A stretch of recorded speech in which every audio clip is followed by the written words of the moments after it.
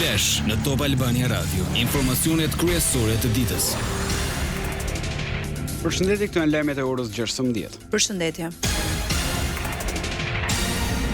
Prokurori Klodian Braho do të pasojë Altin Dumani në krye të SPAK-ut për një mandat 3 vjeçar. Këshilli i lartë i prokurorisë KLP votoi mes 4 kandidatëve: Adnan Xholi, Doloreza Musabelliu, Elvin Gokaj dhe Klodian Braho, të cilët më herët gjatë ditës prezantuan platformat e tyre.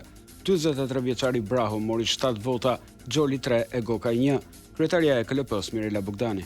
Kandidati Klodian Braho mori 7 vota nga Këshilli i lartë i prokurorisë. Këshilli vendosi zgjedhjen e prokuror Klodian Braho në pozicionin e drejtuesit të prokurorisë së posaçme kundër korrupsionit dhe krimit të organizuar. Mandati i prokurorit Braho në pozicionin e drejtuesit është 3 vjet pa të drejtë rizgjedhje, duke filluar nga data 19/12/2025 deri në datën 19/12/2028. Njoftohen për këtë vendim prokuroria e posaçme kundër korrupsionit dhe krimit të organizuar dhe prokurori Braho.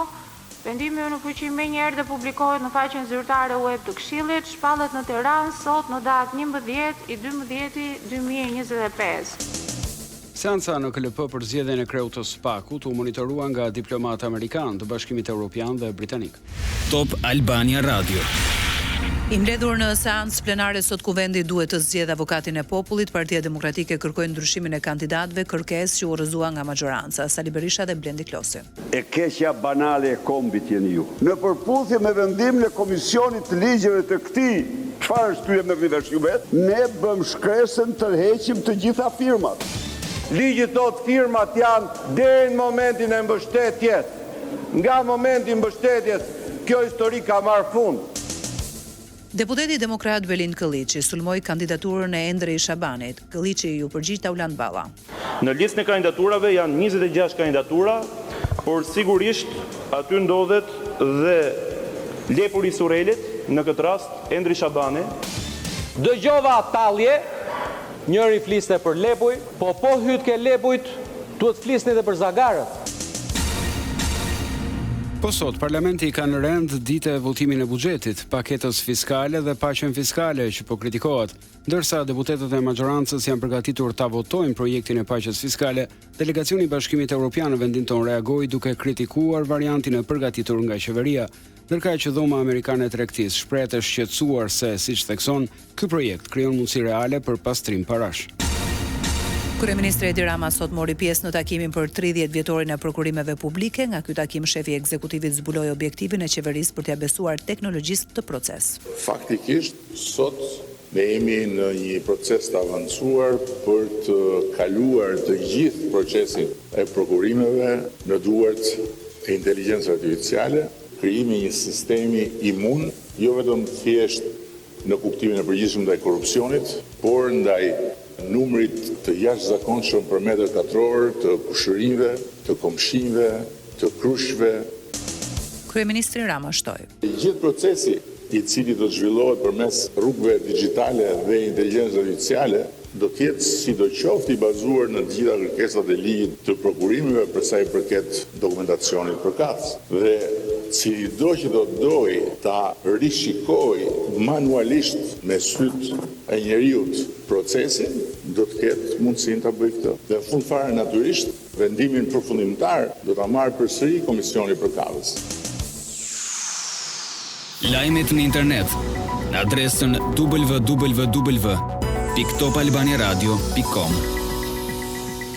Me vendim të gjykatës së posaçme, Lefter Koka sot lirohet nga qelitë e paraburgimit të Durrësit. Gjyqtari i çështjes pranoi kërkesën e ish-ministrit të mjedisit për shuarjen e masës së sigurisë Ares Meburg për inceneratorin e Fierit, të cilës i ka mbaruar afati i paraburgimit me 3 vjet. Masa për inceneratorin e Fierit ishte vetmja çështje që mbante në burg Lefter Kokën, pasi për të Elbasanit e fitoi të drejtën e lirimit me kusht në korrik të këtij viti. Edhe për të Tiranës u shua masa e sigurisë pasi mbaroi dënimin e marrë në shkallën e parë.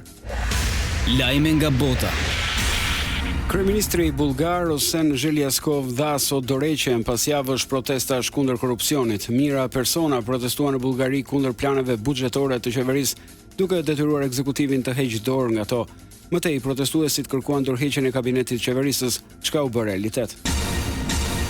Me luftën që vijon në Ukrainë, në Berlin mund të ketë një summit më 15 dhjetor. Lajmin e dha kancelari gjerman Friedrich Merz në një konferencë shtypi me shefin e NATO-s Mark Rutte. Merz shpjegoi se nuk është i sigurt nëse Trump do të marrë pjesë, por theksoi se me të pati një bisedë telefonike shumë konstruktive.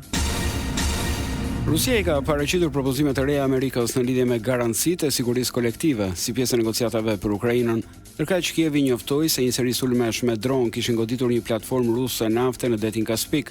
Donald Trump përsëriti se SBA-t nuk duan të humbasin kohë me çështjen e Ukrainës.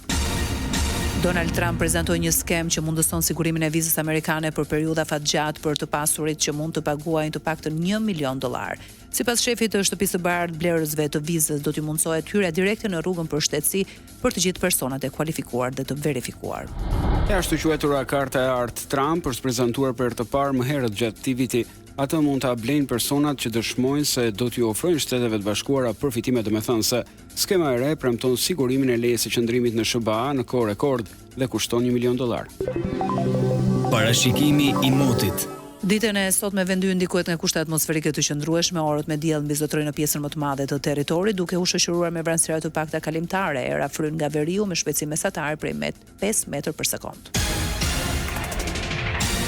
Ndoqet një përmbledhje të zhvillimeve kryesore deri në këtë moment. Edicioni informativ i radhës është në orën 17. Unë jam Ervin Nikolla. Unë jam Erisilda Doko. Kjo është Top Albania Radio.